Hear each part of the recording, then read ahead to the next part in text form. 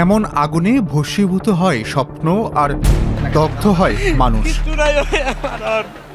Fire service ও civil ডিফেন্সের ২০২৪ সালের বার্ষিক প্রতিবেদন বলছে, দেশে প্রতি ৩টি অগ্নিকাণ্ডের অন্তত একটির সূত্রপাত হয় বৈদ্যুতিক গোলযোগ থেকে। তবে ঘনবসতিপূর্ণ শহর এবং বহুতল ভবনের ক্ষেত্রে এ চিত্র আরও ভয়াবহ।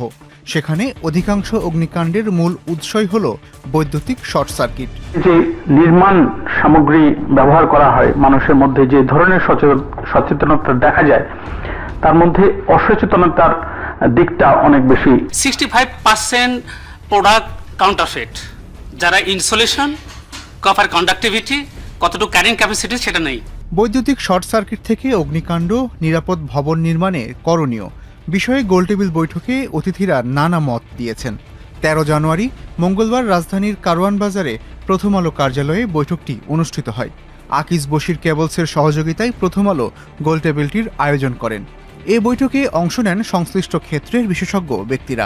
আমাদের এখানে আমরা একটা প্র্যাকটিস দেখি, দুর্ভাগ্যজনক হলেও সত্যি, প্রত্যেকে আলাদা আলাদা আইল্যান্ডে বসে কাজ করছে।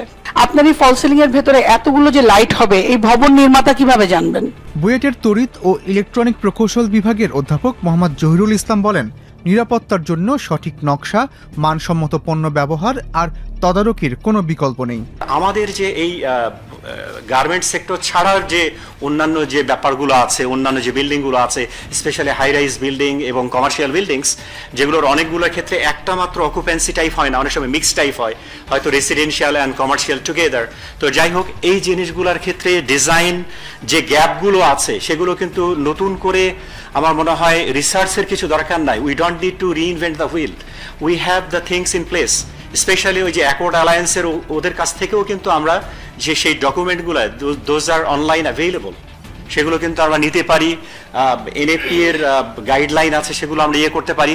সো গ্যাপগুলো সেখান থেকে আমরা বের করতে পারি। তারপরে ইনস্টলেশনের ক্ষেত্রে আমি ইনস্টলেশনের ব্যাপারটা সবচেয়ে বেশি গুরুত্ব দিব, কারণ আমি মনে করি যে 3টা জিনিস লাগে একটা ফায়ার হতে। যে কি লাগে, যে ফুয়েল লাগে, অক্সিজেন লাগে, এবং একটা সোর্স অফ হিট বা একটা ইগনিশন শুরু করতে হবে। তাহলে সেই যে ইগনিশন যে শুরু করাটা, সেটার 80% ক্ষেত্রে কিন্তু শুরু করছে ইলেকট্রিক্যাল কজ। এবং ইন অ্যাডিশন টু বিএনপিসি, যদি অন্য কোথাও থেকে থাকে, সেগুলো ঠিক মতো ইনস্টল করা হয়েছে কিনা এবং ঠিক মতো লিস্টেড ডিভাইস ইউজ করা হয়েছে কিনা। যেখানে আমাদের মেইন ড্রব্যাকটা থেকে যায়, আমরা সবাই বলেছি যে বাজারে কাউন্টারফেইট ইকুইপমেন্ট পাওয়া যায়, কেবল, তারপরে সার্কিট ব্রেকার, এবং অ্যাডিশনালি আরেকটা জিনিস আমি বলবো, এগুলো এই যে লিস্টেড ইকুইপমেন্ট করার একটা উদ্যোগ নিতে হবে। স্থপতি আবু সাইদ আহমদ বলেন, ভবন নির্মাণের নকশাতেই গলদ থাকে। সেই সঙ্গে দেশে প্রকৌশলীদের শিক্ষা ব্যবস্থা নিয়েও প্রশ্ন তোলেন তিনি। নকশা শুধু ভবনের নকশা নয়, নকশা শুধু ইট পাথরের নকশা নয়, ইলেকট্রিক্যাল যখন সেটাও নকশা, মেকানিক্যাল যখন সেটাও নকশা, প্লাম্বিংও নকশা। এই নকশাটাই আমাদের সমস্যা। সবাই বলছে প্রপার ডিজাইনার দিয়ে করতে হবে, তদারকি, প্রপার ম্যাটেরিয়াল লোক দিয়ে করাতে হবে, তদারকি করাতে হবে। এই 3টা জায়গাতেই আমাদের ঘাটতি পুরো বাংলাদেশে। আমরা গ্র্যাজুয়েট তৈরি করছি আমেরিকা ইয়ের জন্য, একটা মেকানিক্যাল ইঞ্জিনিয়ার পোস্ট নাই, সবাই পাস করে আমরা চলে যাবো বিদেশে কাজ করা। দেশি জায়গায় আমাদের তৈরি করতে হবে, প্রফেশনালদের কাজের জায়গা তৈরি করতে হবে, সেটা নাম্বার 1, সেটার দিকে দিতে হবে। আগুনের ঝুঁকি কমাতে আধুনিক ঘরসজ্জা, অতিরিক্ত আলোকসজ্জাকে নিরুৎসাহিত করেছেন রেড ক্রিসেন্ট সোসাইটির পরিচালক সাবিনা ইয়াসমিন। একই সঙ্গে জরুরি পরিস্থিতিতে কিভাবে নিজেকে রক্ষা করা যায় সেই বিষয়ে প্রশিক্ষণ নেওয়ার কথাও বলেছেন তিনি। আপনার বিল্ডিংটা হয়েছে 50 বছর আগে, সেটাকে আমরা আধুনিকায়ন করছি কিভাবে, টাইলস বসাচ্ছি, সেখানে আমরা ইন্টেরিয়র করাচ্ছি, এবং সেই ইন্টেরিয়র করাচ্ছি কোনো প্রশিক্ষিত, কোনো শিক্ষিত বা কোনো রেপুটেড ইঞ্জিনিয়ার দিয়ে করাচ্ছি না। সেখানে শুধুমাত্র মিস্ত্রি এবং আদারদের দিয়ে ডেকে এনে আমরা কেবল দিয়ে সেটাকে আধুনিকায়ন করাকেই আমরা বেশি গুরুত্ব দিচ্ছি। কিন্তু এর নিরাপত্তার দিকটাকে আমরা অবহেলা করে যাচ্ছি। আমরা রেসিডেন্সিয়াল বিল্ডিংয়ে দেখি যে 1 এন্ট্রি অ্যান্ড এক্সিট পয়েন্ট, এগুলি হচ্ছে আমাদের দেশের একটা কমন ডিজাইন।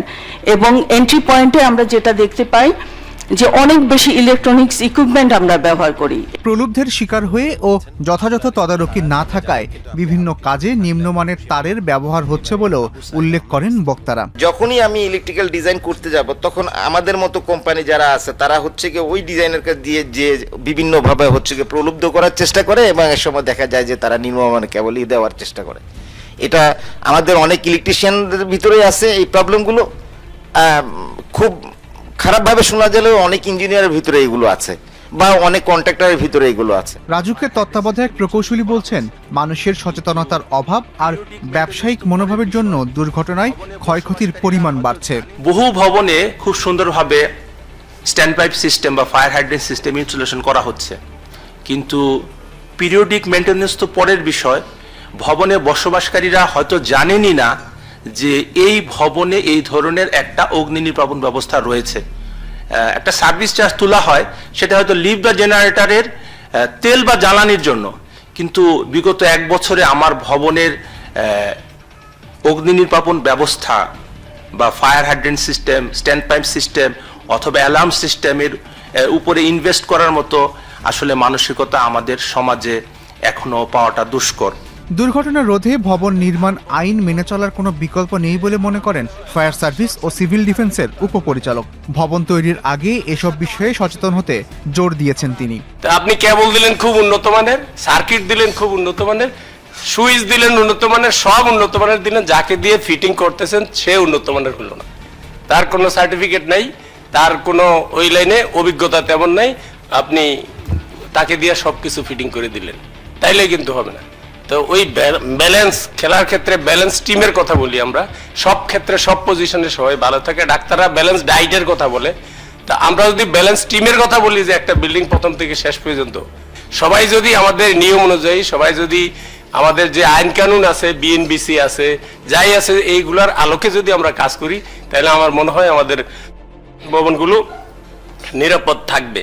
গোলটেবিল বৈঠকটি সঞ্চালনা করেন প্রথম আলোর সহকারী সম্পাদক ফিরোজ চৌধুরী। আমূল পরিবর্তন হয়েছে, অনেক উন্নত। এস আল আরেফিন, প্রথম আলো। পত্রিকায় পড়ি বা রেফারেন্সে দেখি